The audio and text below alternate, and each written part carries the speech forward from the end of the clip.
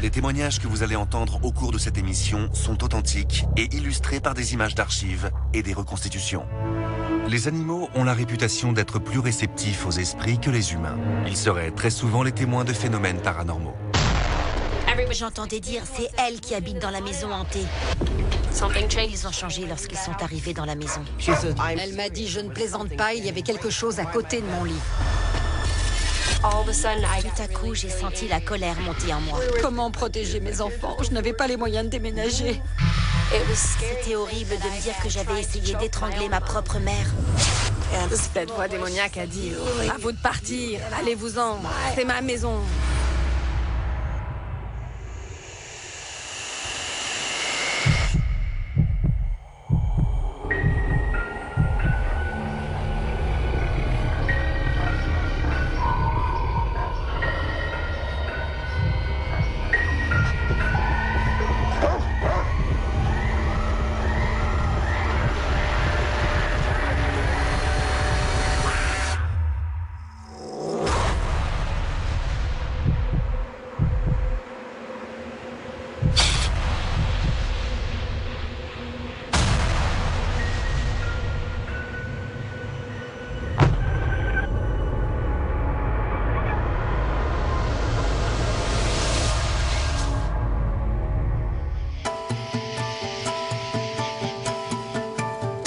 Quelque part aux États-Unis, une mère célibataire et ses 2 filles se sont lancées à la recherche d'une maison à acheter.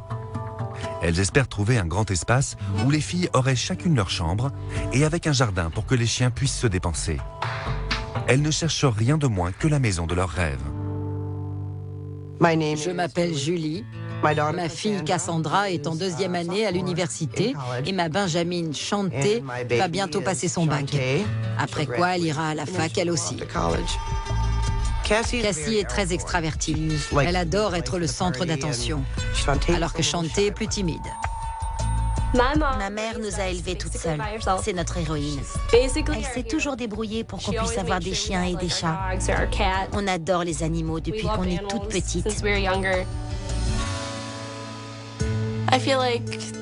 Nos chiens sont comme des membres de la famille. Snoopy est un croisement entre un teckel et un chihuahua.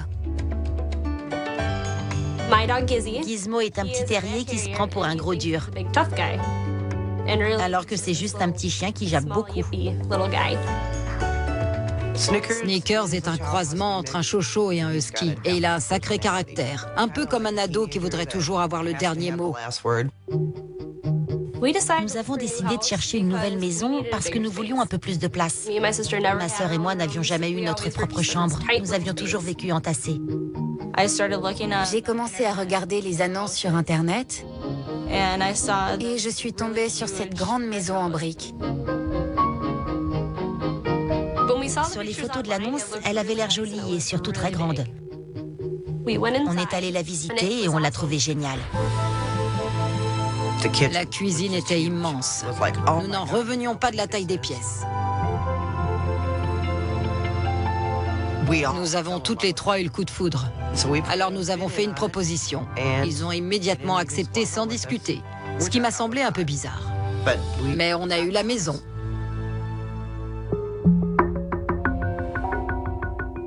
On a emménagé et on a commencé à déballer les cartons. Mon amie Bess est venue m'aider. C'est ma meilleure amie depuis le collège. On avait commencé à déballer quelques trucs et on avait branché la chanifie pour pouvoir écouter de la musique en même temps. Bess était d'un côté de la pièce et moi de l'autre. J'accrochais des photos sur les murs. Je me suis retournée et le cadre était revenu dans son carton. J'ai d'abord cru que Bess me faisait une farce. Cassie s'est tournée vers moi et m'a demandé si j'avais rangé son cadre pendant qu'elle avait le dos tourné. Mais je n'avais rien touché. C'est ma photo préférée. J'étais sûre de l'avoir mise au mur. Je me suis dit que j'avais perdu la tête. On n'était que toutes les 2 dans cette pièce. C'était forcément l'une de nous qui avait touché ce cadre. J'ai trouvé ça bizarre, mais je n'ai pas vraiment cherché plus loin. Cassie et Chantée ont hâte de faire connaissance avec leurs jeunes voisins. Halloween semble être l'occasion idéale pour ça. On était toutes contentes de fêter Halloween. On avait mis de la musique, on avait décoré les fenêtres. Cassie et Chanté étaient assises sur la terrasse avec leur sac de bonbons. Elles attendaient que les autres jeunes viennent sonner à la porte. On voyait les enfants courir d'un bout à l'autre de la rue, mais aucun n'est venu jusque chez nous. Ils ne voulaient même pas passer devant la maison. Ils faisaient un détour. On ne comprenait pas ce qui se passait. Ils faisaient une sorte de triangle. Ils passaient de la maison à notre gauche directement à celle en face de chez nous et ensuite ils allaient à celle de notre droite. Ils faisaient leur possible pour ne pas s'approcher de notre maison, comme s'ils nous évitaient. J'ai pensé que c'était parce qu'ils ne nous connaissaient pas. Après tout, c'est une petite ville.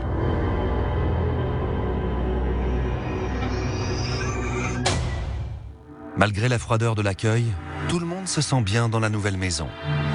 Tout le monde, sauf les chiens. Nous étions assises dans le salon et tout à coup, nous sentions un courant d'air froid. Et puis, je m'apercevais que les chiens étaient sortis et que la porte de la cuisine était grande ouverte. La porte de la cuisine s'ouvrait toute seule. Avec ma sœur, on a essayé de mettre des choses devant. On l'a verrouillée, on a tout essayé. Mais tout à coup, je sentais de nouveau un courant d'air et les chiens étaient de nouveau sortis avec la porte ouverte. Ils restaient dehors à trembler de froid. Je leur disais, mais rentrez donc! Dans notre ancienne maison, ils refusaient souvent de sortir l'hiver parce qu'ils avaient froid aux pattes. Mais dans la nouvelle, ils s'en fichaient. Ils préféraient rester dehors et trembler de froid que de rentrer. Les chiens continuent d'avoir un comportement bizarre.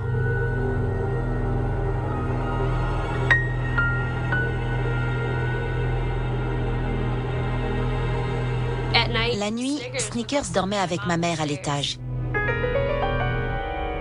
Snoopy restait avec ma sœur dans sa chambre. Et Gizmo était avec moi.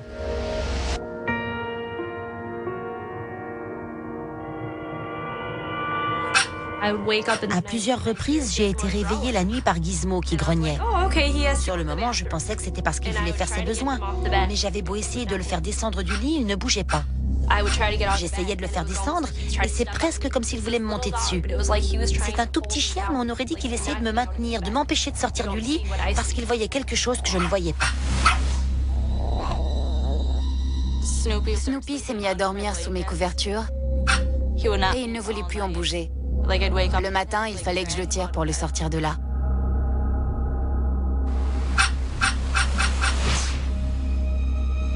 Chaque nuit, Sneakers me réveillait. Il fixait un coin de la pièce en grognant. Et ses poils, de la tête jusqu'à la queue, étaient tout hérissés. Je faisais mine d'allumer la lumière pour voir ce qui se passait, pour voir pourquoi il me réveillait. Il s'appuyait contre moi et se couchait en travers de moi, comme pour m'empêcher de me lever.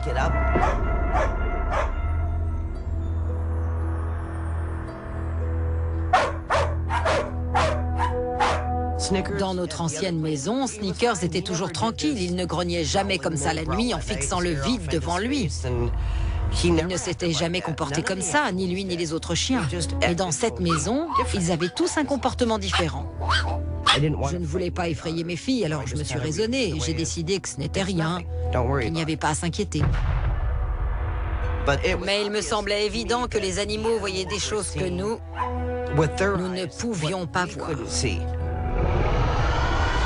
Avant qu'on emménage dans cette maison, c'était de vrais amours. Ils ne grognaient jamais, pas même sur les voisins. Mais quelque chose a changé quand ils sont arrivés dans cette maison.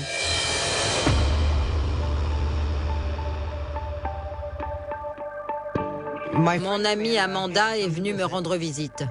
C'était la première fois qu'elle voyait la maison. Julie était très contente de sa nouvelle maison. Et c'est vrai qu'elle était très belle, elle m'a plu. Elle m'a raconté qu'il s'y passait des petites choses bizarres, mais rien de bien grave, rien d'inquiétant. Nous étions assises sur le canapé et nous avions décidé d'écouter un peu de musique. Amanda a mis un de ses CD. Elle a appuyé sur lecture, la musique a commencé Et tout à coup, on a entendu un grand bruit. Un vase a volé d'une étagère avant d'atterrir au pied de Julie. Elle aurait pu être touchée. Il s'est soulevé de l'étagère, a volé vers moi et s'est écrasé au sol. Les chiens étaient dehors, ils n'avaient pas pu le faire tomber. Les seules personnes qui étaient là, c'était ma mère et Amanda, et elles étaient à 2 bons mètres de l'étagère. Je suis assez rationnelle en général, mais là, il n'y avait vraiment aucune explication. Le vase n'est pas simplement tombé, il a vraiment volé sur 2 ou 3 mètres. On était sous le choc. On avait du mal à comprendre comment ça avait pu se produire. On a essayé d'oublier l'incident, mais chaque fois qu'on repensait à ce vase, on avait la chair de poule. C'était très bizarre.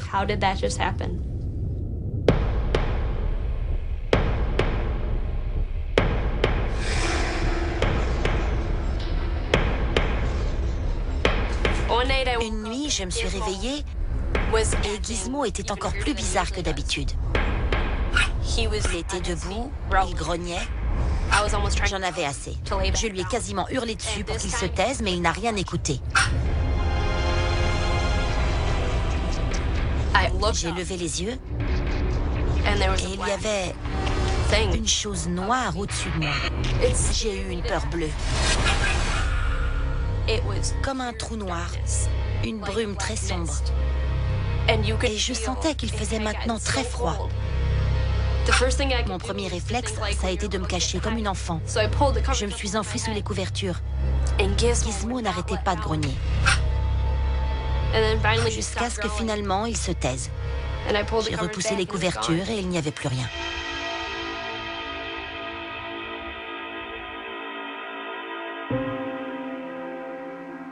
Cassie est arrivée en courant dans ma chambre. Elle hurlait, elle pleurait, elle était morte de peur. Quand j'ai raconté à ma mère ce qui venait de se passer, elle était abasourdie. Je voyais qu'elle ne savait pas quoi dire.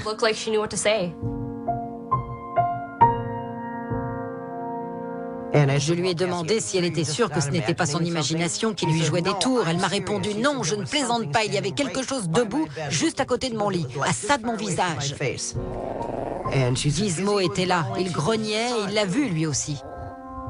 Elle m'a dit qu'elle me croyait et que ça allait passer.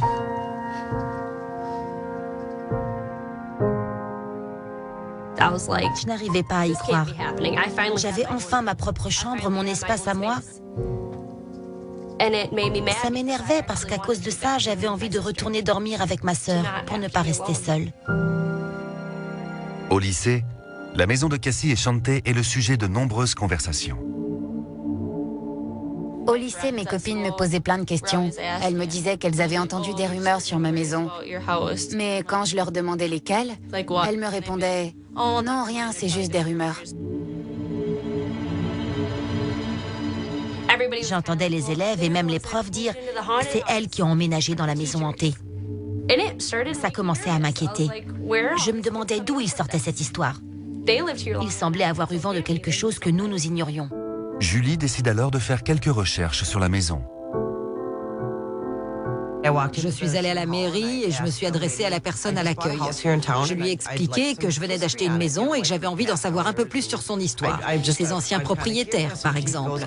Elle m'a répondu qu'elle pouvait certainement me renseigner et m'a demandé de quelle maison il s'agissait. Et quand j'ai répondu que c'était la grande maison en briques au bout de la rue, elle m'a regardé avec un drôle d'air et elle m'a dit « Je n'ai pas le temps de vous aider aujourd'hui ». Elle avait été très aimable jusqu'à ce qu'elle sache sur quelle maison je voulais me renseigner. J'ai eu un peu peur sur le moment parce que j'ai pensé qu'il y avait peut-être eu un meurtre sordide ou autre, que c'était peut-être une page sombre de l'histoire de la ville et qu'il ne voulait pas que ça s'ébruite. Avec mes filles, nous sommes allés à la bibliothèque à plusieurs reprises pour faire des recherches, pour tenter d'en apprendre un peu plus sur l'histoire de cette maison, mais nous n'avons jamais rien trouvé. La famille tente d'oublier ses inquiétudes et de reprendre le cours de sa vie. Un soir, je faisais mes devoirs. J'étais assise sur mon lit. Gizmo était avec moi. J'avais un miroir en face de mon lit.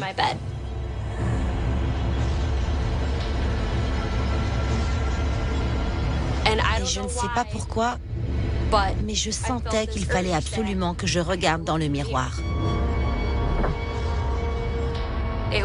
Presque comme si j'étais en transe.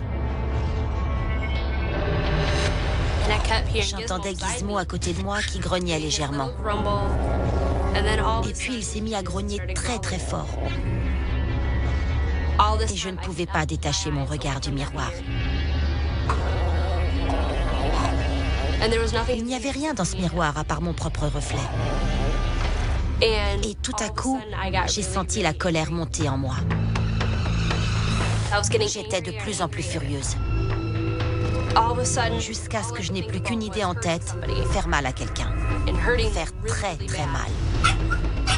Même à mon chien. Tout mon corps est devenu très chaud.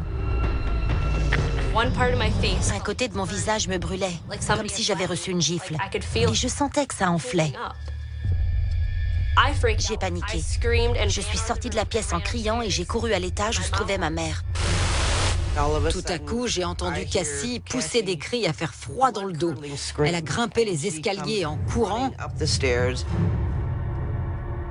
Elle hurlait, elle pleurait et elle m'a dit que quelque chose l'avait attaquée. Quand elle est entrée dans ma chambre, j'ai vu qu'elle avait de grosses griffures sur un côté du visage. Ça va, Cassie? Tu te sens bien? Dis quelque chose.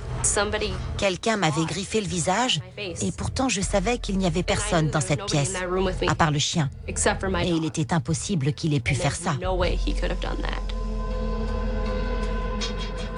C'était de plus en plus rouge et ça a commencé à saigner. Et puis, elle s'est plainte de douleurs au dos. J'ai soulevé son t-shirt et j'ai vu qu'elle avait de grosses griffures rouges à des endroits du dos où elle n'aurait pas pu se les faire elle-même. Je ne peux même pas vous décrire ce que j'ai ressenti à ce moment-là. Ma mère était dans tous ses états. Elle était convaincue qu'il y avait une chose dans la maison qui nous voulait du mal. Je ne l'ai pas emmenée chez le médecin. Je n'ai pas appelé la police. J'avais peur que les policiers pensent que c'était moi qui avais fait ça à ma fille.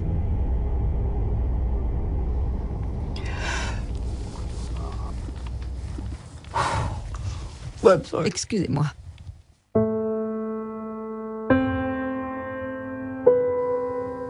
Quand il arrive des choses comme ça à vos enfants et que vous ne savez pas quoi faire, vous voyez qu'ils sont attaqués, vous êtes là, mais vous ne pouvez rien faire. Je ne savais pas comment éloigner mes filles de tout ça. Je n'avais pas les moyens de déménager.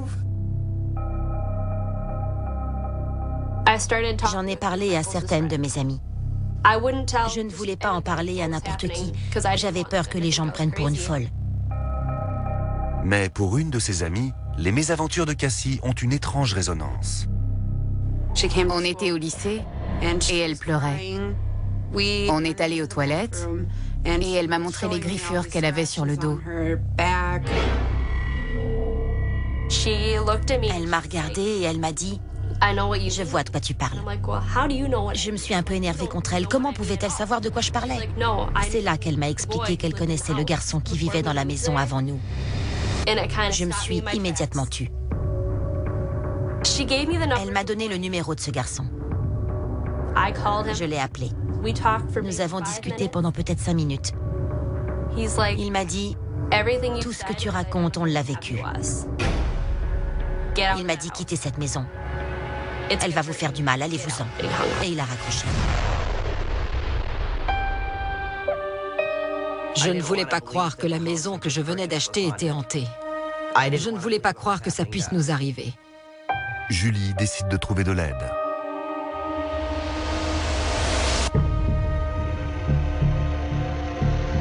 J'ai appelé Chris et Shelly et ils m'ont répondu qu'ils arrivaient tout de suite. Nous avons monté notre groupe il y a un peu plus de 4 ans. Jusque-là, nous n'avions jamais rencontré de cas où une personne avait été physiquement blessée par une entité. Notre expérience nous avait montré qu'en général, les fantômes ne veulent pas de mal aux vivants. Pourtant, ce qui se trouvait dans cette maison avait des intentions malveillantes. Chris et Shelley nous ont demandé de quitter la maison quelques heures pour qu'ils puissent mener leur enquête tranquillement sans que nous soyons là. Quand nous sommes arrivés dans la maison, Chris est immédiatement passé en mode enquêteur. Il a installé les caméras et nous avons commencé. Nous avions apporté 3 caméras infrarouges, 2 caméscopes ordinaires, des détecteurs EMF, des thermomètres infrarouges et des magnétophones. 16,5 degrés. Les chiens nous ont accueillis à l'extérieur. Ils étaient contents de nous voir, ils ont joué avec nous. Mais à la minute où ils sont entrés dans la maison, leur comportement a changé. J'ai constaté qu'ils se mettaient à aboyer pour rien. Il n'y avait rien. J'étais convaincue qu'ils sentaient que quelque chose clochait.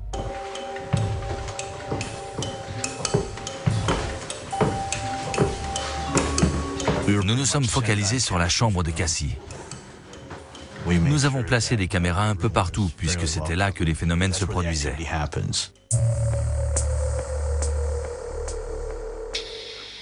Nous avons installé le matériel et puis un autre enquêteur et moi-même sommes montés à l'étage pour une séance de PVE. Tout à coup, j'ai eu la sensation que ma nuque et l'arrière de ma tête étaient en feu. Un froid tellement intense qu'il me brûlait. Je n'avais jamais ressenti un frisson comme ça. C'était pire que lorsqu'on a la grippe et de la fièvre. Et puis tout à coup, j'ai ressenti une douleur intense, comme si j'avais été griffée avec un râteau. Je n'ai pas tout de suite compris ce qui se passait. J'ai dit aux autres que ça me brûlait, que j'avais été griffée. Elle avait effectivement des marques sur la nuque. Chris m'a demandé si ça allait, mais ça n'allait pas du tout, non? J'étais bouleversée. Je ne savais pas quoi en penser. Elle avait des marques devant sur la poitrine également.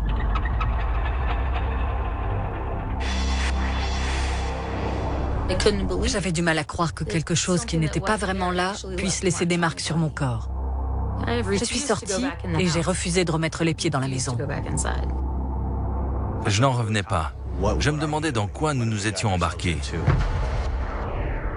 C'était de loin le cas le plus inquiétant sur lequel on ait travaillé. Je crois que je ne suis pas prêt d'oublier cette affaire.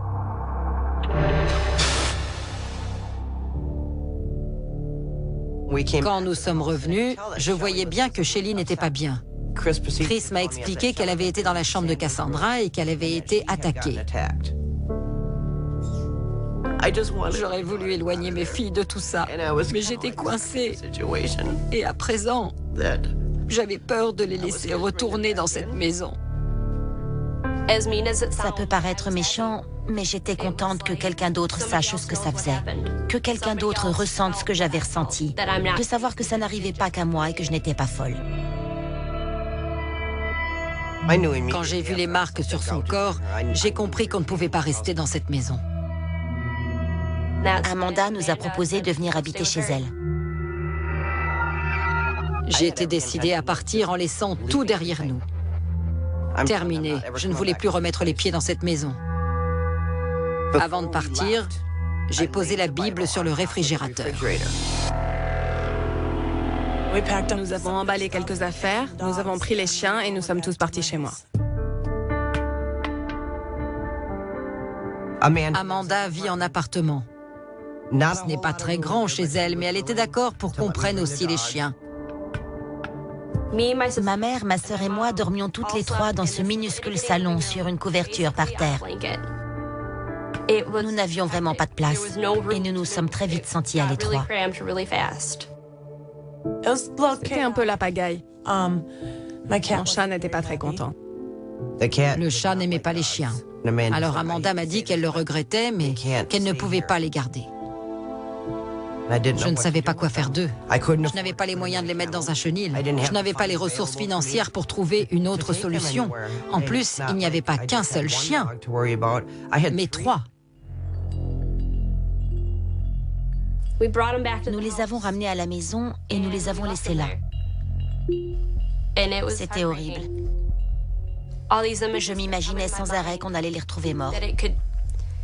Le plus petit choc pouvait les tuer, ils sont si petits. J'étais terrifiée à l'idée de les retrouver tous morts en revenant. La famille demande à Ashley, l'amie de Cassie, de venir nourrir et sortir les chiens pendant qu'elles ne sont pas là. Quand je suis entrée dans la maison, les placards étaient tous ouverts et leur contenu était répandu par terre. Dans le salon, tous les DVD avaient été éparpillés un peu partout. On aurait dit qu'un ouragan avait traversé la maison. Ashley appelle Julie et la presse de retourner le plus vite possible à la maison. Quand Ashley nous a dit que la maison était sans dessus-dessous, j'ai cru que c'était les chiens qui avaient fait ça pour se venger. Mais les placards qui avaient été ouverts étaient trop hauts pour les chiens. À la seconde où j'ai mis un pied dans la maison, j'ai senti tous les petits cheveux sur ma nuque se dresser. Il y avait de tout partout. On aurait dit que la maison avait été cambriolée. La Bible que j'avais laissée sur le frigo était posée par terre entre la cuisine et la salle à manger. Et des pages avaient été arrachées. Nous avons pensé que c'était les chiens. Puis nous l'avons regardé et nous nous sommes aperçus qu'il n'y avait pas de marque de croc dans la Bible. Ce n'étaient manifestement pas les chiens qui en avaient arraché les pages. Cette chose qui était dans la maison voulait nous faire comprendre qu'il ne fallait pas qu'on revienne. Et que Dieu ne pouvait rien pour nous.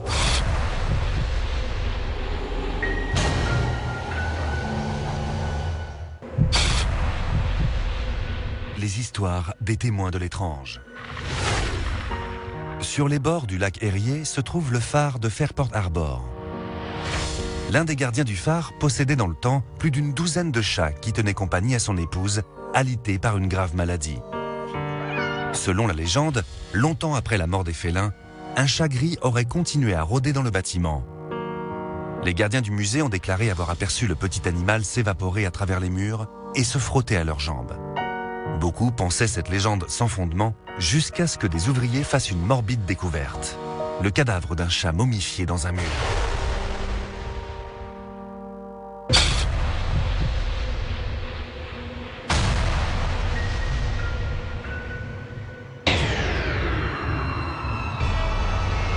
La Bible était posée par terre entre la cuisine et la salle à manger. Il n'y avait aucune marque de croc dans cette Bible. Les pages étaient simplement arrachées, comme par la main d'un humain. Ça ne pouvait pas être les chiens. Ce qui était dans la maison voulait nous faire comprendre qu'il ne fallait pas qu'on revienne. Et que Dieu ne pouvait rien pour nous. La famille ne peut pas rester chez Amanda. Nous avons été obligés de revenir à la maison. L'appartement était trop petit pour nous toutes et nos animaux nous manquaient. Nous n'avions pas d'autre option que de rentrer. Nous n'avions vraiment nulle part où aller. Ma mère avait mis toutes ses économies dans cette maison. Quand j'ai su qu'on allait y retourner, j'étais terrifiée. Je savais que dès qu'on rentrerait dans cette maison, la chasse serait ouverte.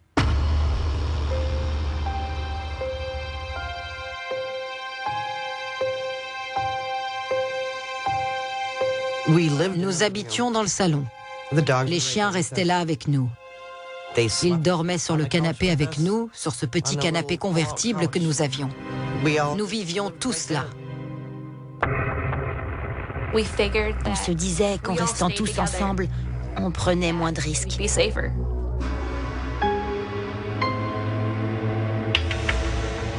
Je me souviens qu'on laissait la lumière allumée pour dormir. Les chiens se couchaient sur nous, presque comme des couvertures, comme pour nous protéger. Lorsqu'on allait aux toilettes, ils nous accompagnaient. Si on allait à la cuisine, ils nous suivaient. On aurait dit qu'ils ne voulaient pas nous laisser seuls. Je ne me sentais pas chez moi. Désespérée, Julie tente de nouveau d'obtenir des informations sur l'histoire de la maison. Elle finit par découvrir des éléments significatifs. J'ai approfondi mes recherches. La seule chose que j'ai apprise, c'était qu'un certain William avait été propriétaire de la maison. Il s'était tiré une balle dans la tête. L'adresse précise n'était pas indiquée, juste le nom de notre rue. Je me suis alors demandé si ce n'était pas dans notre maison qu'il s'était tué. Julie contacte un historien local pour savoir exactement où vivait ce William. Cette maison est particulièrement remarquable dans son architecture, mais aussi à cause de son histoire. Elle a appartenu à des familles très huppées. William l'a habitée. Un jour de 1924, William avait passé une journée épouvantable. Il était allé voir Clara, la mystérieuse Clara L. De ce que j'ai compris, William et cette Clara étaient sortis ensemble une ou deux fois.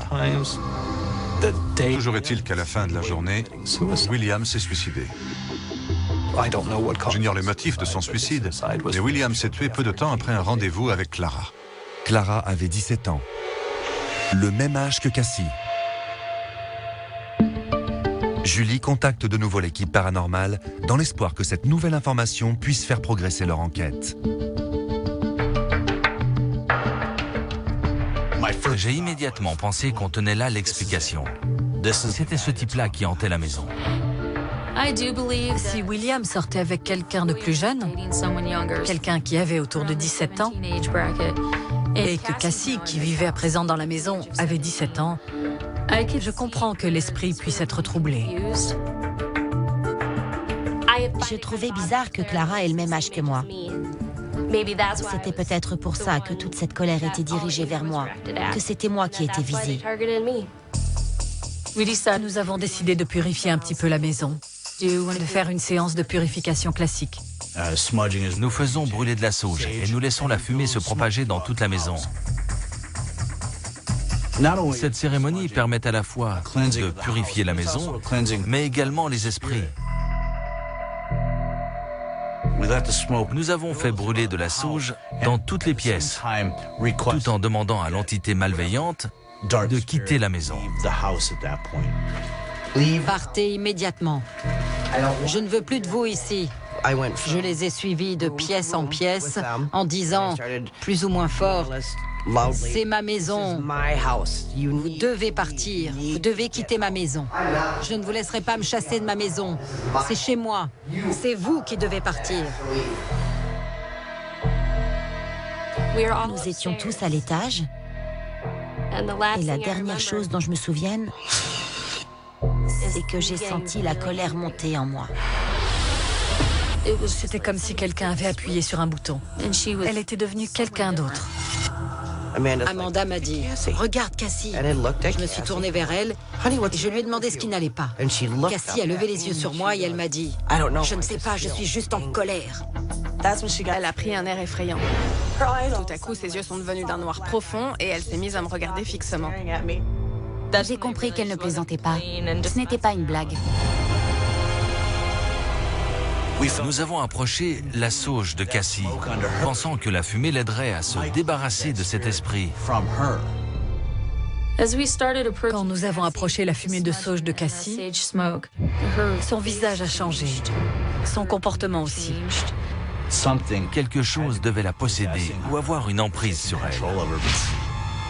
Elle était possédée par cette chose.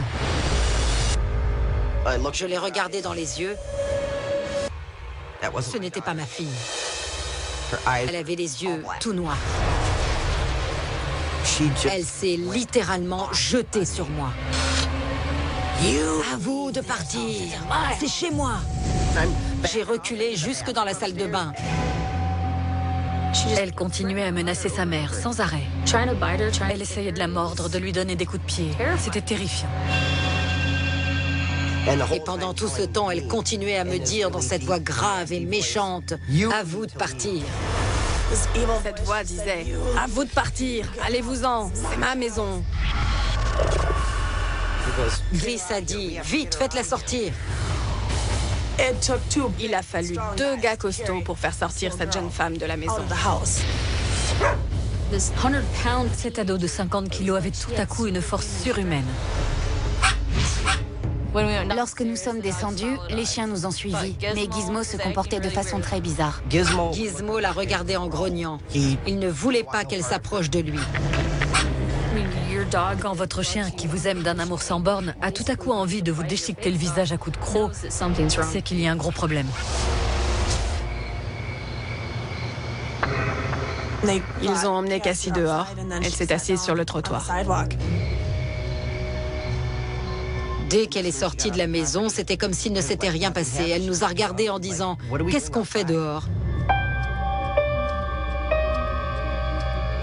Je ne me souviens de rien. Je ne me souviens pas de les avoir attaqués, ni d'avoir attaqué ma mère.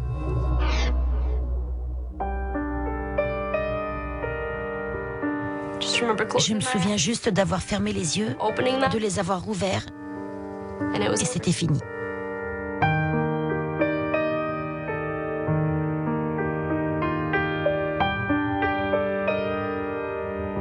C'était horrible de me dire que tout ce qu'ils me racontaient était vrai, que je les avais attaqués, que j'avais essayé d'étrangler ma propre mère. J'aurais pu lui faire très très mal et perdre tout contrôle.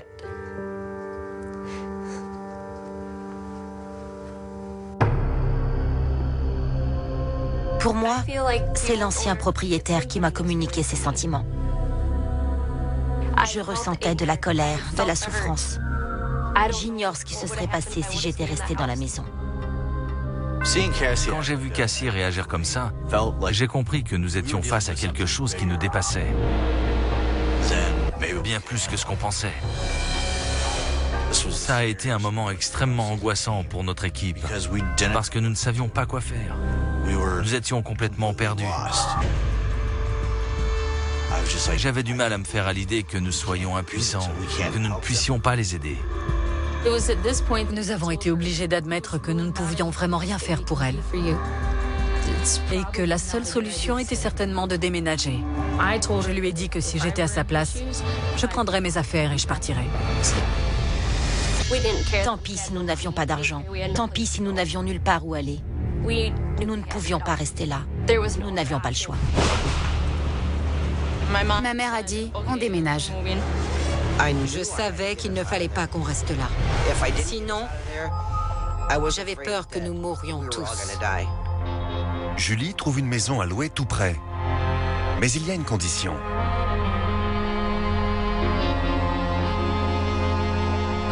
On ne pouvait pas garder Snickers. On n'avait pas le droit. Ma mère a donné son chien pour que nous puissions garder les nôtres.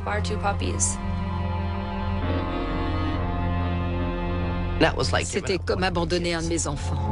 C'était très dur. Je le vois encore souvent et il est toujours tout content de me voir. Je trouvais ça horrible parce que les trois chiens ont tous grandi ensemble. Et on a été obligés de les séparer. C'est encore cette maison. Elle nous a séparés alors que nous n'y vivions plus.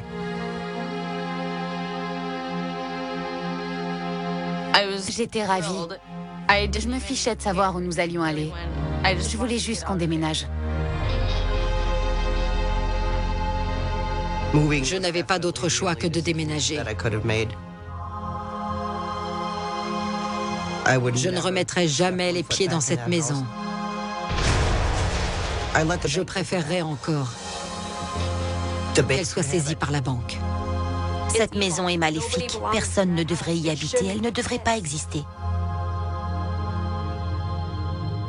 Après que la famille est déménagée, les choses s'arrangent petit à petit. Elles vont toutes beaucoup mieux. Elles sont mieux installées là où elles sont maintenant.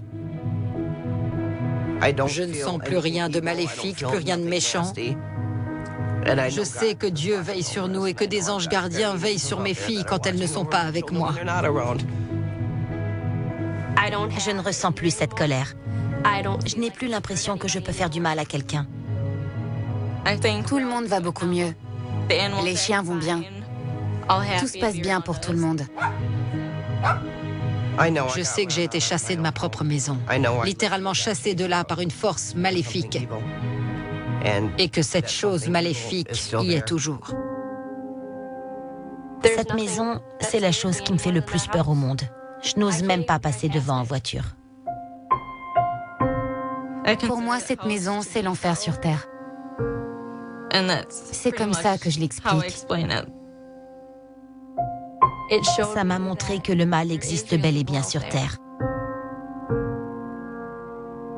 Et qu'il peut s'attaquer à n'importe qui. Et il s'en est pris à ma famille. Avant cette affaire, je n'hésitais pas à dire aux gens que les fantômes ne leur feraient aucun mal. À présent, c'est quelque chose que je ne me sens plus le droit de dire. Et s'il y a une leçon à en tirer, c'est qu'il faut faire attention à ce que nous disent les animaux. Il ne faut pas ignorer ces petits comportements bizarres, ces façons d'aboyer dans le vide. Ils nous signalent peut-être au contraire quelque chose dont il faut se méfier.